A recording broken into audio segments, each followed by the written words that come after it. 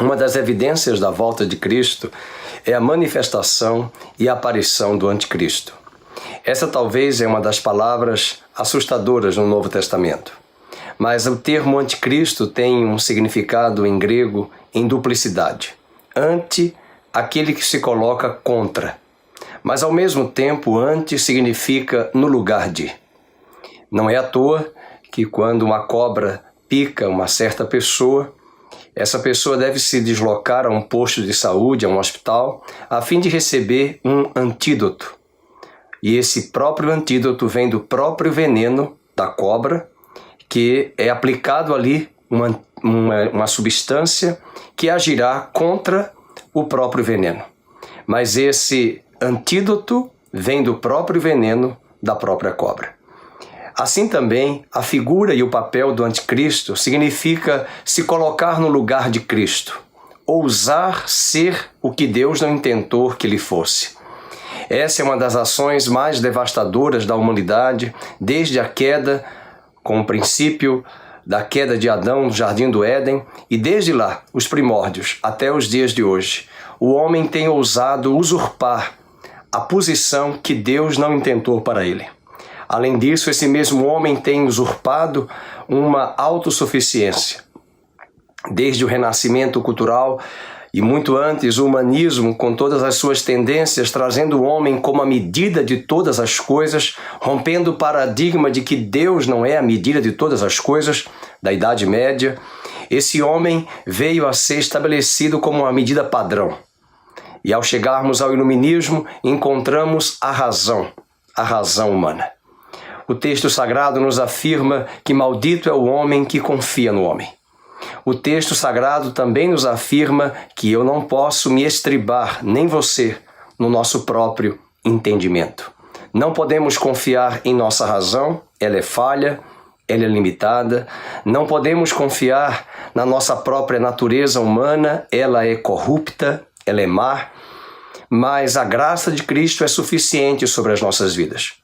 Ao olhar para o texto de Mateus 24:15, Jesus nos afirma: quando virdes o abominável da desolação que o profeta Daniel falou, no capítulo 9. Quem lê, entenda. Jesus estava nos advertindo também, nesse mesmo sermão escatológico de Mateus 24, que muitos anticristos surgiriam. Muitos que se passariam na história e usariam a sua própria identidade, dizendo ser o Messias, o Cristo ungido. Além disso, nos dias de João, ao escrever as suas epístolas, as suas cartas ali próximas ao livro do Apocalipse, João nos admoesta que há muitos anticristos que estavam circulando naquela época. Na verdade, João está se referindo a certas doutrinas contrárias a Cristo. Paulo também admoesta em suas cartas às suas igrejas, as igrejas que ele havia fundado, que não fostes assim que recebestes acerca do Evangelho e de Cristo. E assim como recebestes a Cristo, disse Paulo em Colossenses, assim também andai nele.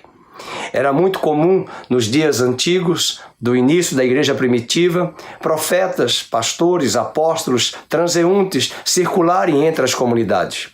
Não havia ainda um cânon estabelecido, nem mesmo os livros do Novo Testamento haviam sido compostos, integrados e formados. Isso levou 3 séculos para a sua constituição. Muitos circulavam e apresentavam doutrinas heréticas, contrárias aos princípios das Sagradas Escrituras. E essa doutrina que o apóstolo João traz de uma forma contundente, que alguns que ensinavam nas igrejas, era a doutrina do anticristo. Em uma das suas cartas, João também afirma: se alguém vem até vós e não traz esta doutrina, não o recebais em casa, e nem mesmo o saudeis. O anticristo, ao mesmo tempo que é uma profecia da boca de Cristo, do sermão escatológico, de que esse homem personificará a própria natureza satânica, junto à natureza humana, ao mesmo tempo, o anticristo também se apresenta como um apontar de pessoas, doutrinas, situações que chegam às nossas comunidades locais, igrejas, onde o engano, o desvio doutrinário, o desvio ético, comportamental da comunidade cristã, à luz da palavra sagrada, é possível levar toda uma comunidade, uma igreja, para o engano, para o desvio, apartando-se das doutrinas puras do Evangelho. O anticristo remete-nos a tudo aquilo que se coloca no lugar de Cristo, que usurpa a posição, que usurpa o título, que usurpa os atributos, que usurpa tudo aquilo que Cristo conquistou para nós na cruz do Calvário, aquilo que Ele é. Ele é a nossa força, Ele é o nosso escudo, Ele é a nossa salvação, Ele é a nossa redenção, Ele é o nosso Redentor. Paulo diz que nele, em Cristo, todas as coisas do céu e da terra vêm a convergir para Ele, as visíveis e as invisíveis. E por meio dele, todos os principados e potestades estão debaixo do seu nome e da sua autoridade. É esta posição, é esta autoridade que o Deus deste século, Satanás, deseja almejar. E através dos seus tentáculos, da sua natureza má, corrompida, o orgulho, a queda, a presunção, a soberba, a autossuficiência, a independência acerca de Deus, são estas características que estão bem presentes na natureza de Satanás. E ele instiga o próprio homem a agir conforme a sua própria natureza e a se rebelar contra Deus.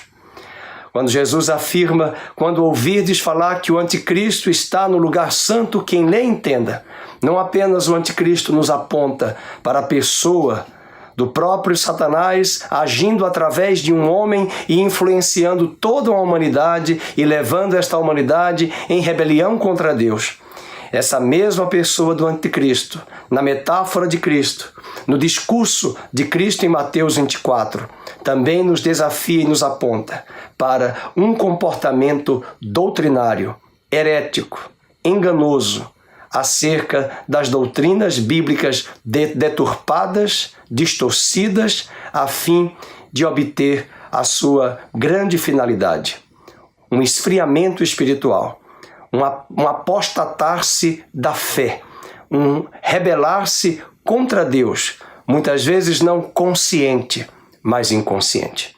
É esse anticristo que nos cerceia em nossos arredores, em nossas academias, escolas, universidades, filmes, novelas, discursos e ideologias. Estamos cercados de discursos recheados de autoajuda, recheados de um humanismo exacerbado, de um cientificismo e de um iluminismo que valoriza em demasia a razão e despreza a ética, o conteúdo. Estamos cercados de uma sociedade que prioriza a estética e despreza a ética. São estes valores distorcidos, deturpados, que preconiza e valoriza com grande ênfase a importância do relativismo. E esse relativismo põe por terra o absolutismo das grandes verdades. Aliás, essa é a grande pergunta que Pilatos faz a Cristo: o que é a verdade? E hoje, estando no ano 2018, desde 2016 na França, surgiu o conceito da pós-verdade, ou seja, não há verdade. Não há mais verdade na própria academia para alguns. Não há mais verdade nos próprios discursos científicos, jornalísticos. Tudo aquilo que o iluminismo francês, a razão, a ciência moderna se ancorou, hoje os discursos pós-estruturalismo, desestruturando todas as estruturas sólidas, chegamos a uma dimensão da pós-verdade. E esse discurso tem sido permeado em nossas escolas, academias, universidades, mas também em nossas comunidades religiosas e cristãs. Que Deus nos guarde, que Deus nos livre do espírito de engano, desse espírito de anticristo que nos cerceia, não apenas da pessoa do anticristo, mas da sua doutrina, do seu comportamento, do seu ethos, agindo invisivelmente em nossas mentes, em nossas estruturas de raciocínio, se levantando diametralmente contra os valores absolutos da Palavra de Deus.